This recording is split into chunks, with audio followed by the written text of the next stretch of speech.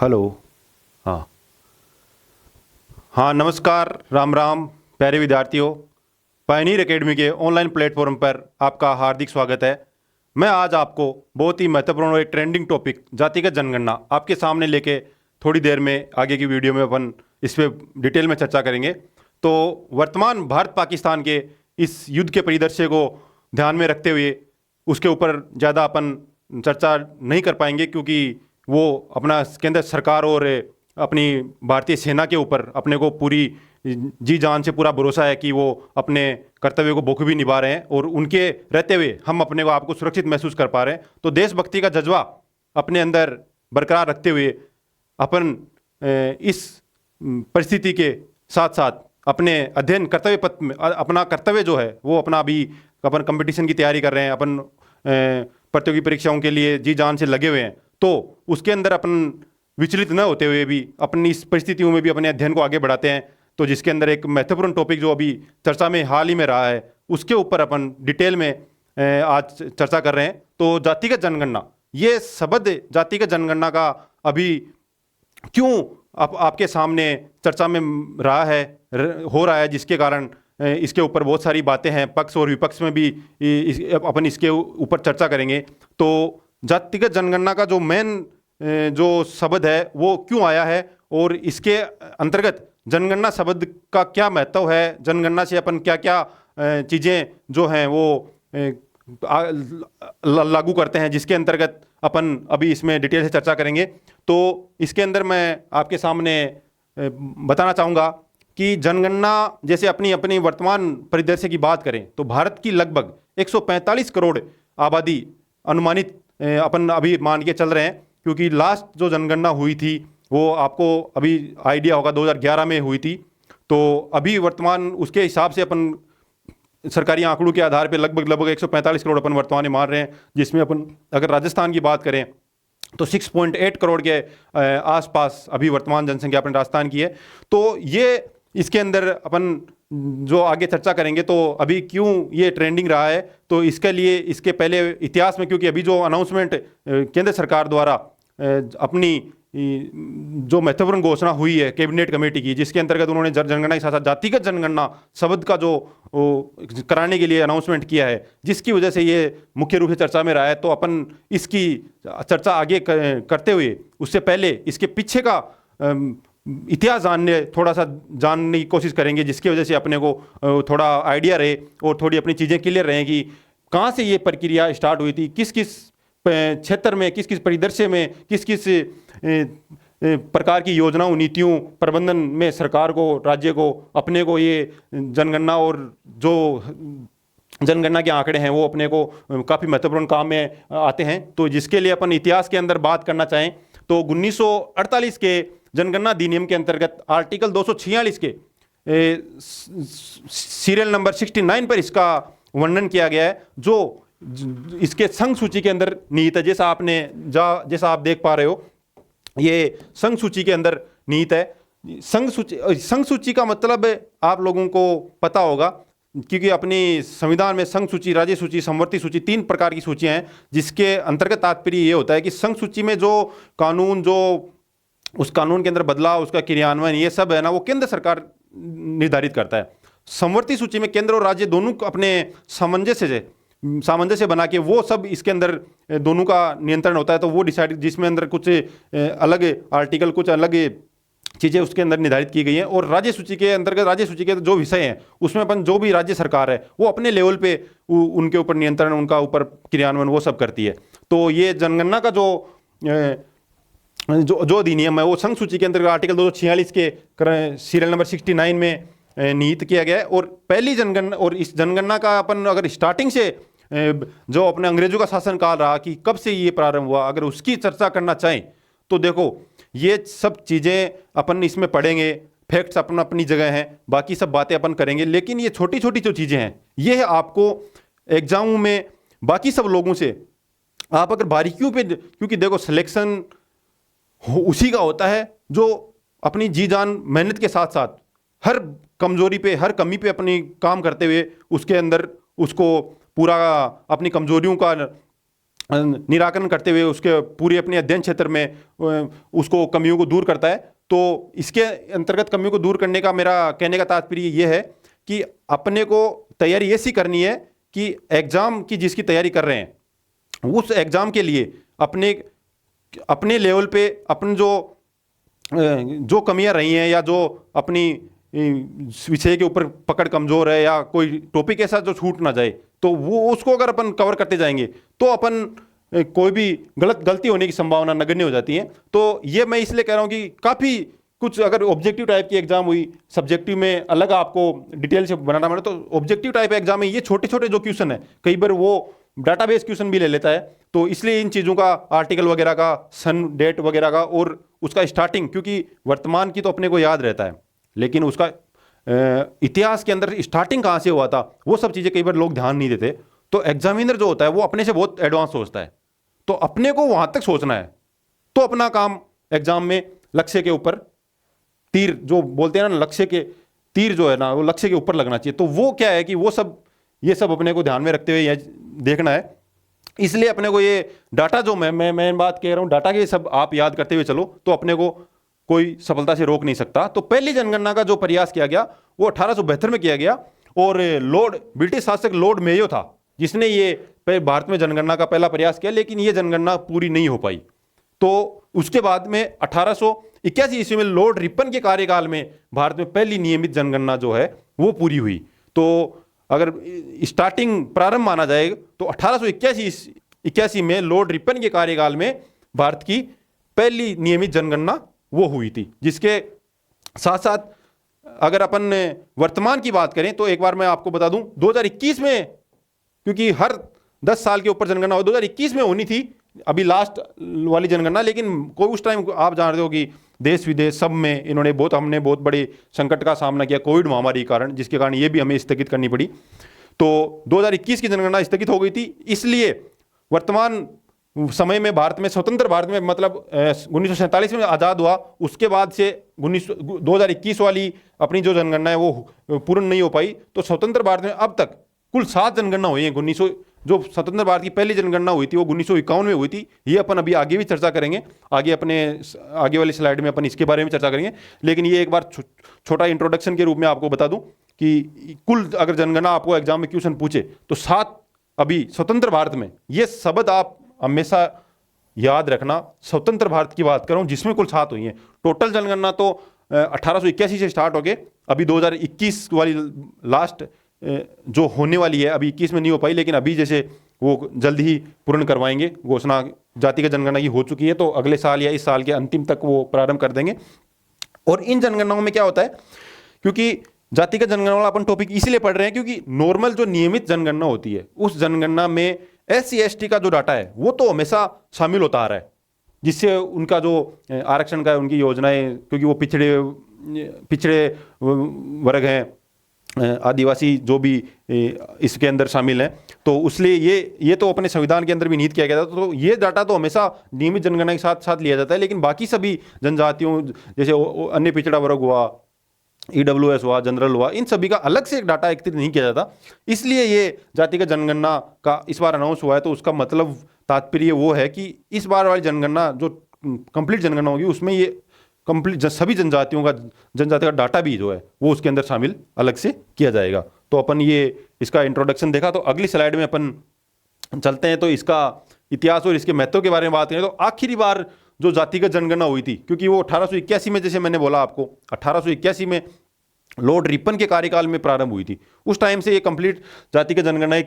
Continue चल रही थी। तो 1931 में आखिरी बार जो है 1881 से 31 तक वो जनगणना जो हो रही थी उसमें जातिगत जनगणना हो रही थी। लेकिन 1931 के बाद कंप्लीट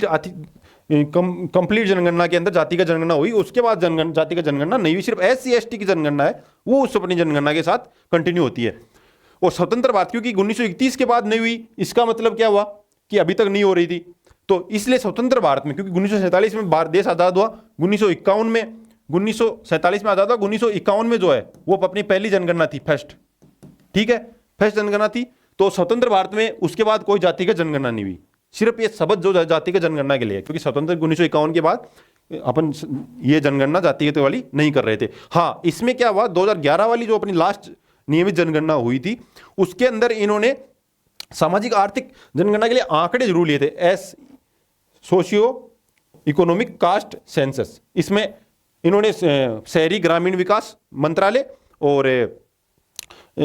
सरकार ने शहरी ग्रामीण विकास मंत्रालय और इनके द्वारा गृह मंत्रालय, ये तीनों मंत्रालय शामिल थे जो जिसमें इन्होंने सामाजिक आर्थिक उत्थान इनके लिए डाटा एकत्रित किया था, लेकिन वो डाटा सार्वजनिक नहीं किया गया क्योंकि सरकार ने कुछ क्रियान्वयन नीतियों के लिए ये किया था, लेकिन उसके अंदर कुछ विरोधाभास थे, कुछ पक्ष विपक्ष के आपसी मुद्दे थे जिसके कारण उन्होंने वो डाटा सार्वजनिक न कर पाए। और वर्तमान परिप्रेक्ष्य में अगर इसमें महत्व और इतिहास में बात करें तो बिहार सरकार ने 2022 के अंदर जाति आधारित सर्वेक्षण करवाया जिसके अंतर्गत इन्होंने ओबीसी, ईडब्ल्यूएस इनके सबके डाटा एकत्रित किए, लेकिन वो भी मुद्दा जो है वो हाई कोर्ट, सुप्रीम कोर्ट तक गया, फिर उसके अंदर स्टे आ गया, तो वो डाटा भी सरकार ने अभी पूरा सार्वजनिक नहीं कर पाए हैं। और इसके साथ साथ तेलंगाना में 2024 में ये SEEEPC सर्वे, इसका देखो अभी मैंने आपको बता रहा था कि एग्जाम पॉइंट ऑफ व्यू से अपने को टॉपिक पढ़ना है, ट्रेंडिंग टॉपिक ही पढ़ना है कंटिन्यू, जो क्योंकि ये करंट का टॉपिक हो जाता है एक तरह से देखा जाए तो, लेकिन करंट के साथ साथ इसका महत्व बहुत गहरा है, इसलिए अपने को इन सब चीज़ों का ध्यान देना है। और इन सब छोटी छोटी चीज़ों के अंदर ही कई बार एक एक क्वेश्चन जो है ना वो आपकी, वो कई बार बोलते हैं किस्मत बड़ी चीज़ होती है कि आप कई बोलते हैं कि किस्मत सर हमारी खराब है, 0.1 से रह गए, तो कई बार क्या है कि वो एक आध क्वेश्चन ऐसा हो जाता है जो अपने ध्यान में नहीं रहता या मिस हो जाता है, तो वो गलत हो जाता है या फिर अपन अटेम्प्ट नहीं कर पाते। और वो चीज़ें जो हैं वो अपने को अगर उन बारीकियों पे ध्यान देते हुए सुधार करें तो उसके अंदर मैं ये बता रहा था कि जैसे कई बार ये क्वेश्चन जो है छोटे छोटे क्वेश्चन यहाँ से, अब जैसे ये अपने को पता है तेलंगाना में 2024 में ये SEEE सर्वे हुआ, लेकिन कई बार वो इसकी फुल फॉर्म पूछ लेगा या पूछ लेगा कि तेलंगाना में 2024 में कौन सा सर्वे हुआ था, तो वो इसके जैसे आपको कन्फ्यूज करने के लिए वो 2011 वाले इसके जो है वो ये शब्द के साथ इसको कनेक्ट करके दोनों ऑप्शन में ये A में ये दे देगा, B में ये दे देगा, C में बिहार वाला दे देगा, तो अभी अपने को कंटिन्यू अगर इस प्रकार तो मिक्सअप हो जाता है। तो इसलिए अपने को कंसेप्ट अगर क्लियर होगा, चीजें क्लियर होगी तो अपन ये गलती करने से बच जाएंगे, ठीक है। इसलिए इसका फुल फॉर्म जो है जो तेलंगाना में 2024 में हुआ था SEEEPC, socio economic employment educational political and caste census survey, ये इसकी फुल फॉर्म है। इसका है सोशियो और इसका जो है आप लिख लेना employment economical educational political and caste census survey, ये इसकी फुल फॉर्म है। तेलंगाना में सरकार ने इसमें और लगभग 96% डाटा इन्होंने कलेक्ट किया, लेकिन अभी उस डाटा का यूटिलाइजेशन और उसका जो प्रभावी क्रियान्वयन है वो इन्होंने अभी कुछ सार्वजनिक इसके अंदर किया नहीं है। अपन नेक्स्ट स्लाइड पे चलते हैं जिसके अंतर्गत जो अपन चर्चा कर रहे हैं कि ये चर्चा में क्यों है, अपन जो अभी पीछे की चीज़ों के स्लाइडों के अंदर देख के आए टॉपिक पे कि कैसे इसका इतिहास रहा है, क्या क्या इनके अंदर इन्होंने शामिल किया है, तो ये सब जो है ये सब के पीछे इसका मेन रीजन क्या है कि ये चर्चा में आया। तो क्योंकि मैं आपको अभी बता रहा था कि शुरू में जब मैंने आपको स्टार्ट किया टॉपिक तो बताया था कि केंद्रीय कैबिनेट कमेटी द्वारा अभी इन्होंने 30 अप्रैल 2025 को इसकी आधिकारिक रूप से ऑफिशियली घोषणा की है, जिसके कारण ये शब्द जो है ये टॉपिक जो है वो चर्चा में रहा है। तो और जैसा मैंने इसके साथ साथ आपको बताया कि अभी तक जो जनगणना होती थी वो नियमित जनगणना होती थी, उस जनगणना के अंतर्गत जातिगत जनगणना के आंकड़े नहीं लिए जाते थे जिसमें सभी देश के अंदर निवास करने वाली सभी जातियां शामिल नहीं होती थी, सिर्फ SC ST का डाटा जो है वो उनको अलग से उनके नियमित जनगणना के साथ लिया जाता था। तो इस बार क्या है, इन्होंने कंप्लीट जनजातियों का डाटा है ना वो इस नियमित जनगणना के साथ सभी जनजातियों का डाटा नियमित प्लस अदर ऑल कास्ट, इसके अंदर कंप्लीट ऑल कास्ट का डाटा जो है वो इसके अंदर ये दोनों कार्य एक साथ किए जाएंगे। इसलिए ये इसमें सब देश की जनगणना के साथ इस बार जाति का जनगणना भी होगी, क्योंकि जो घोषणा हुई है वो केंद्रीय कैबिनेट कमेटी द्वारा यही की गई है। और ये स्वतंत्र भारत में पहला ऐतिहासिक निर्णय है, जैसा मैंने आपको प्रारंभ में बताया, क्योंकि 1951 की अपनी स्वतंत्र भारत की पहली जनगणना 1951 वाली थी। वैसे तो 1881 में थी, लेकिन 1951 वाली पहली थी, तो उसके अंतर्गत भी ये नहीं होता था। इसलिए स्वतंत्र भारत में ये पहली ऐतिहासिक निर्णय जो है वो कहलाया है, जिसके कारण ये मूल रूप से चर्चा में है। और अपन अगर इसकी बात करें कि इसके प्रभाव, इसके महत्व क्या है, इसके निष्कर्ष क्या है, वो सब अपन अगर चर्चा करने आए तो देखो, इतना भारत एक बहुत वृहद और विशाल देश है, जिसके अंतर्गत सभी जाति जनजाति, सभी वेशभूषा भाषाओं वाले लोग रहते हैं, सभी का रहन सहन हर हर हर एरिया में, हर क्षेत्र में, क्षेत्र विशेष में अलग अलग है, जिसके अंतर्गत और गरीब अमीर मध्यम वर्ग सभी प्रकार के लोग जो है निवास करते हैं। तो इसलिए ये जो है सब, इन सभी परिदृश्य को ध्यान में रखते हुए सभी लोगों को किस प्रकार से ये चीज़ प्रभावित कर सकती है, किसको क्या फ़ायदा पहुंचा सकती है, इसके लाभ क्या हो सकते हैं, इसके नुकसान क्या हो सकते हैं, ये सब है। ये अपन इसमें अगर चर्चा करने जाए तो पहला जो टॉपिक आपको दिख रहा है इसमें, इसके प्रभाव है सामाजिक न्याय। ये सामाजिक न्याय एक शब्द जो है, सामाजिक न्याय का मतलब ये है कि जैसे कोई गरीब पिछड़ा वर्ग है या कोई आदमी जो सरकारी सेवाओं का फायदा नहीं मिल पा रहा, या उसको मूलभूत सुविधाओं की से वो वंचित है, और संसाधनों तक, सरकारी संसाधनों तक उसकी पहुंच नहीं सुनिश्चित हो पा रही, तो ये सब के लिए ये जातिगत जनगणना है, ये महत्वपूर्ण रोल अदा करेगी। क्योंकि इसके आधार पे जो आंकड़े आएंगे, उस आंकड़ों के आधार पे सरकार जो है अपनी नीतियों का,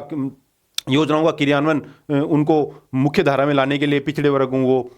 और जो जिनको फ़ायदा मिल रहा है उनको निश्चित, उनको सुरक्षा उसी प्रकार से, उनको फ़ायदा और उसी प्रकार से मिलता रहे, ये सब सुनिश्चित करते हुए सरकार का उद्देश्य और सरकार का कार्य यही रहेगा। जिसके कारण जो गरीब जो आज तक वंचित रह पाया, क्योंकि अभी उसका डाटा सरकार के पास मान लो नहीं था उस जाति वर्ग विशेष का, तो वो सब जो है वो इससे मुख्य धारा में लाने के लिए महत्वपूर्ण रोल अदा करेंगे, जिससे ये सामाजिक न्याय सुनिश्चित होगा। और आरक्षण नीति, जैसे अभी मान लो कि मूल जो जातियां हैं वो अभी नहीं, संविधान के अंदर जो आरक्षण प्रावधान किए गए हैं उसके आधार पर निश्चित है, लेकिन लंबे टाइम से सभी जातियों का जनगणना नहीं होगा, डाटा नहीं होने के कारण जो किसी जाति में मान लो किसी जाति विशेष को उतना लाभ या उतना अधिकार और सुविधाएं नहीं मिल पा रही है, तो वो सब जो है वो रिस्ट्रक्चर जो है आरक्षण की, वो इसके डाटा कास्ट सेंसस के डाटा के आधार पे पुनः निर्धारण किया जा सकेगा। और राजनीतिक समीकरण भी इसके एक अपने आप में महत्वपूर्ण है, जिसके कारण भी ये टॉपिक अभी अपन ज़्यादा इस पे, क्योंकि राजनीति की बातें अपने को अध्ययन क्षेत्र में करनी नहीं चाहिए, लेकिन जो इसके साथ संबंध में है वो अपन चर्चा कर सकते हैं, जिसलिए राजनीतिक समीकरण जो है वो भी इससे बहुत प्रभावित होंगे। क्योंकि जैसे मान लो कई बार अपन देखते भी हैं आज अपने देश के अंदर कि जब चुनाव होते हैं तो बाहुबल, धनबल और विकास, ये सब टॉपिक और सब चीज़ें एक साथ शामिल होते हुए उससे चुनाव को प्रभावित करती हैं, उसका परिणाम निर्धारित करती हैं। तो इसलिए सत्तापक्ष और विपक्ष हमेशा इसका फ़ायदा और नुकसान दोनों कर लेना चाहेंगे। तो इसमें क्या होता है कि सत्तापक्ष जो है वो अपने फ़ायदे के लिए मान लो कि कुछ सोचता है, कुछ उसके अंदर जो कास्ट सेंसस का डाटा आएगा उसके आधार पे मान लो कि वो अपने क्षेत्र विशेष या वर्ग विशेष या राज्य विशेष को विशेष फायदा या उनको उनका जैसे प्रलोभन या मान लो या फिर उनके उत्थान के लिए क्रियान्वयन, योजनाओं के क्रियान्वयन के लिए कुछ विशेष प्लान लाता है, तो विपक्ष कई बार उसका विरोध करता है। लेकिन कई बार विपक्ष की जहाँ पे सरकार है वहाँ पे जो सत्ता पक्ष केंद्र सरकार में वो मालूम नहीं है, तो कई बार वो अपने फायदे की बातें करते हैं। इसलिए सबका अलग अलग फायदा नुकसान है, तो ये राजनीतिक समीकरण भी इससे प्रभावित होंगे और होने की संभावना हो सकती है। होंगे अपन इसमें दावा नहीं कर सकते, लेकिन एक अनुमान जो है अपन लगा सकते हैं। और जैसे मुख्य रूप से जो बात करते हैं आर्थिक योजनाएं जाति जनसंख्या विशेष आधारित, मतलब जैसे मैं आपको भी बता रहा था कि क्योंकि जो सरकार जो है ये डाटा जो एकत्रित करेगी, तो उस डाटा के एकत्रित करने के आधार पे क्या है कि जो मान लो कि वर्ग जो पिछड़ा है या कोई जिसे मूलभूत सुविधाओं के अभाव से वंचित है, तो उन तक संसाधन, सरकारी संसाधन सुनिश्चित, योजनाओं की पहुंच सुनिश्चित करने के लिए ये महत्वपूर्ण रोल अदा करेगा। जो सरकार जो है वो जनसंख्या विशेष आधारित क्षेत्र विशेष और जहाँ पे वर्ग विशेष है उसके लिए अलग से कुछ पैकेज के रूप में या योजनाओं के रूप में घोषणाएं कर सकती है। तो ये भी अपन इसके अंदर देख सकते हैं। नीतियों और योजनाओं को सही लक्षित वर्गों तक पहुंच, मतलब जैसे अभी मैंने ऊपर के साथ बताया कि ये सब जो चीज़ें हैं वो सरकार को बहुत महत्वपूर्ण भूमिका प्रदान कर सकती हैं, जिसके अंतर्गत वो एक टारगेट बेस लक्ष्य को प्राप्त करने के लिए जो जिसके अंदर ये गरीबी, अमीरी, मध्यम वर्ग ये सब का भेदभाव कम से कम हो, लोगों का विकास, लोग विकास की राह पे आगे बढ़ें, उनका जो बेसिक लेवल जो है जीवन यापन के लिए, शिक्षा के लिए, रोजगार के लिए, चिकित्सा के लिए, ये सब चीज़ें हैं वो इसके जातिगत जनगणना डाटा के आधार पर सरकार उसमें और अपनी योजनाओं और नीतियों में क्रियान्वयन को मजबूती प्रदान करेगी, जिससे इन लोगों को फायदा होगा। तो अब अपन इसके साथ साथ पक्ष और विपक्ष में अगर इसमें तर्क की बात करें तो जैसे कुछ लोग जो हैं वो इसके पक्ष में भी अपना मत देते हैं, कुछ लोग जो हैं इसके विपक्ष में भी अपना मत देते हैं। तो अपन भी इसके ऊपर चर्चा कर लेते हैं। बाकी चीज़ें जो हैं वो अपनी जगह पे हैं। तो अपन अगर पक्ष की बात करना चाहें तो पक्ष में क्या है कि जैसे मान लो कि ये सरकार ने घोषणा की है, तो इससे क्या है कि एक भाई अभी अपने भारत के स्वतंत्र भारत के इतिहास में आज तक ऐसा काम हुआ नहीं है। तो अगर ये काम पहली बार हो रहा है तो हो सकता है इसके बहुत अच्छे परिणाम आए अपने पास, और इससे अपने को बहुत सारी चीज़ों में सुधार करने की जरूरत हो तो सुधार भी करना पड़ेगा। और अगर उसके अंदर मान लो कि कोई चीज़ें जो ऐसी चल रही हैं जिनको अपने को बंद करना है तो उनको बंद करके उनको नए तरीके से भी प्रारंभ करना पड़ेगा। तो इसलिए क्या है कि ये बहुत ही महत्वपूर्ण इंपॉर्टेंट अनाउंसमेंट है, जिसके लिए अपन इसको पक्ष में मत दे सकते हैं कि अच्छी घोषणा है सरकार की। और इसके साथ साथ क्या है कि जैसे जनसंख्या स्थिति के बारे में पता लग सकता है, और जनसंख्या के साथ आर्थिक स्थिति के बारे में पता लग सकता है। जनसंख्या कैसे कि लिंगानुपात, महिला पुरुष का अनुपात, उनका जातिगत आधार पर वर्गीकरण, ये सब, और आर्थिक स्थिति के आधार पर जैसे मान लो किसी का घर, व्यवसाय, संपत्ति, उसका वर्गीकरण, उन लोगों में कौन से जनजाति में किस प्रकार से, वो सब अपने को डाटा मिलेगा। तो ये सब चीज़ें वो इसके पक्ष में अपन पक्ष में इन सब चीज़ों को शामिल कर सकते हैं। और अगर विपक्ष की बात करनी जाए तो विपक्ष में क्या है, विपक्ष में जैसे अपन अगर इसकी विपक्ष का मतलब नेगेटिविटी की बात करें तो जैसे इससे क्या दुष्परिणाम हो सकते हैं। तो मान लो कि जैसे अगर सरकार जो है वो अपने अगर डाटा सार्वजनिक करती है तो जैसे मान लो किसी भी क्षेत्र विशेष या लोगों का जो कास्ट जो डाटा आएगा बाहर, तो जिसके जो पिछड़े वर्ग हैं या मान लो कि जो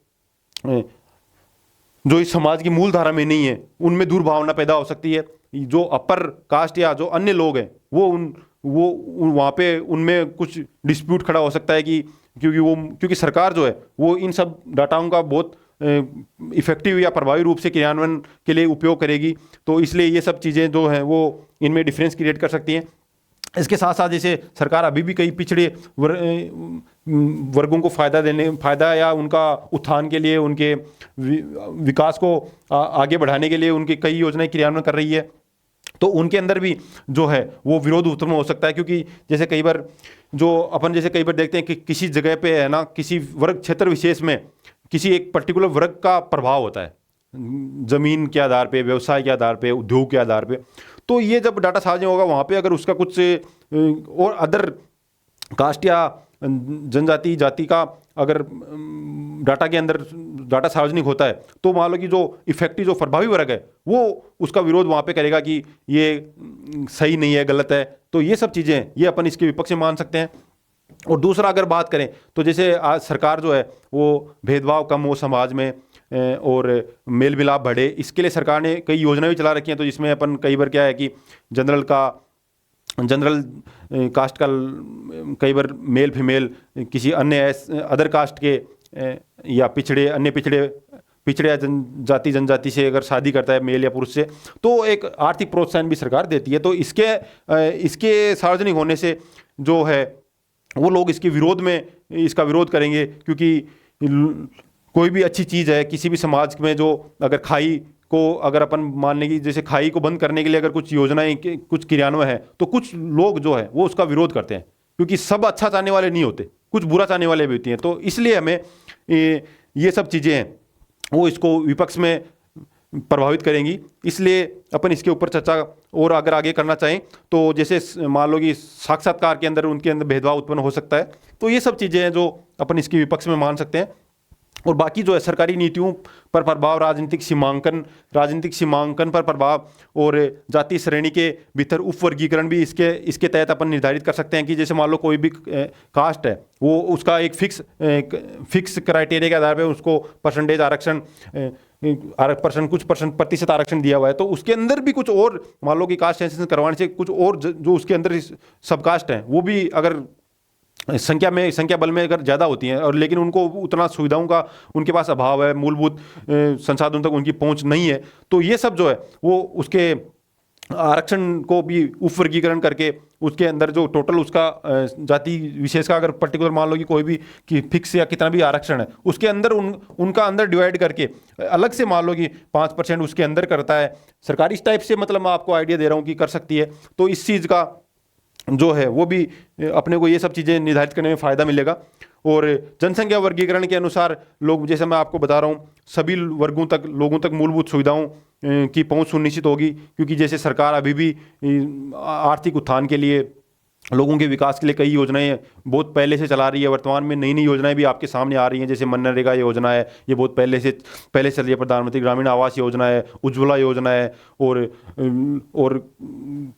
पिछड़ा वर्ग, अन्य पिछड़ा वर्ग आदि को देने के लिए लोन से संबंधित कई योजनाएं हैं जो मध्यम उद्योग, लघु उद्योग, कुटीर उद्योग इनके लिए हैं। तो ये सब चीज़ें वो एक बहुत ही महत्वपूर्ण रोल जो है ये जनगणना के साथ साथ जातिगत जनगणना के जो डाटा हैं वो इन सब चीज़ों के क्रियान्वयन में महत्वपूर्ण भूमिका निभा सकते हैं। तो आज के टॉपिक के अंदर अपनी मेन बातें यही हुई। इससे संबंधित मैंने आपको बताया कि जो कुछ क्वेश्चन इसमें आएंगे, तो अगर किसी ऑब्जेक्टिव टाइप एग्जाम या सिविल सर्विसेज टाइप जो एग्जाम होती है उसमें ये डिफरेंट खतन तर्क में क्वेश्चन पूछेगा, तो वो इनके विपक्ष के आधार पे या तर्क वितर्क के आधार पे ऑप्शन देके आपको पूछ सकता है। अदरवाइज जो इसमें कुछ क्वेश्चन बनेंगे वो पर्टिकुलर डाटाबेस बनेंगे, तो वो मैंने आपको इंपॉर्टेंट डाटा जो है वो इसमें पहले जो स्टार्टिंग में 2-3 स्लाइडें अपन ने पढ़ी उसमें अपन ने डिस्कस किया था। तो आज के टॉपिक में बस महत्वपूर्ण जो बातें थी वो यही हैं। बाकी आप कंटिन्यू, मैं तो यही कहना चाहूँगा कि निरंतर मेहनत करो और कंटिन्यूटी हमेशा उस मेहनत में लगन के साथ बनी रहे, क्योंकि डिसिप्लिन होना, स्टूडेंट लाइफ में डिसिप्लिन होना बहुत ही ज़रूरी है। नहीं, अगर आप मेहनत कितनी कर रहे हो, अगर डिसिप्लिन नहीं हो, कंटिन्यूटी नहीं है, तो सक्सेस में बाधा उत्पन्न हो जाएगी। सक्सेस तक पहुंचने में आपको परेशानी होगी। तो मैं आपको 2 लाइनें बस यही कहूँगा कि निरंतर रूप से पढ़ाई करते रहिए और अपने लक्ष्य को प्राप्त करने के लिए मेरी आपकी शुभकामनाएं हमेशा साथ हैं। हम और भी टॉपिक पे हमेशा आपके लिए नए नए वीडियो लाते रहेंगे। पायनियर एकेडमी जयपुर जो है वो और भी बहुत सारे स्पेशल बैच, जैसे रीट का भी हुआ, एसएससी का हमारे पास एक अलग विंग है जिसमें पर्टिकुलर एक्सपर्ट जो हैं वो उसके सिलेक्टेड लोग और एक्सपीरियंस लोग 10 साल से जो पढ़ा रहे हैं वो पर्टिकुलर एसएससी के हैं। रीट के अंदर भी हमारे पास, रीट के अभी जो रिजल्ट भी अभी 2 दिन पहले आपके सामने आया है, तो जिसमें अगर कई लोग नए क्वालिफाई हैं, कईयों के पास पुरानी क्वालिफिकेशन है, तो रीट के अंदर भी हम नया जो है एक्सपर्टीज फैकल्टी के साथ नया बैच लेके आ रहे हैं सोमवार से, जिसके अंदर हमारे साइकोलॉजी के लिए राजस्थान और महत्वपूर्ण विषय विशेषज्ञ डॉक्टर MS नरूका सर जो आपको साइकोलॉजी लेके आएंगे इसके अंदर। तो रीट का भी नया बैच है, एसएससी का भी नया बैच है, और पटवार और वीडियो की भी एग्जामें आगे हो चुकी हैं, तो उसके लिए भी एक स्पेशल 10 टेस्ट मेजर सीरीज जो है हमारी ऑनलाइन ऑफलाइन दोनों मोड में नए सिरे से हमारा जो टेस्ट प्रोग्राम है वो आपको अनाउंस कर देंगे। बाकी हमारी फैकल्टी जो है वो विशेष सिलेक्शन बेस टारगेट ओरिएंटेड तैयारी योजना के साथ आपके लिए बैच लेके आ रही है। तो आप सबू का पायनियर एकेडमी में हार्दिक स्वागत है। अगर आप आगे तैयारी करना चाहते हो, सफलता प्राप्त करना चाहते हो, तो आज के लिए इतना ही। बाकी अपन आगे के टॉपिक में फिर मिल ले रहेंगे। जय हिंद, जय भारत, जय हिंद की सेना। ठीक है दोस्तों, धन्यवाद।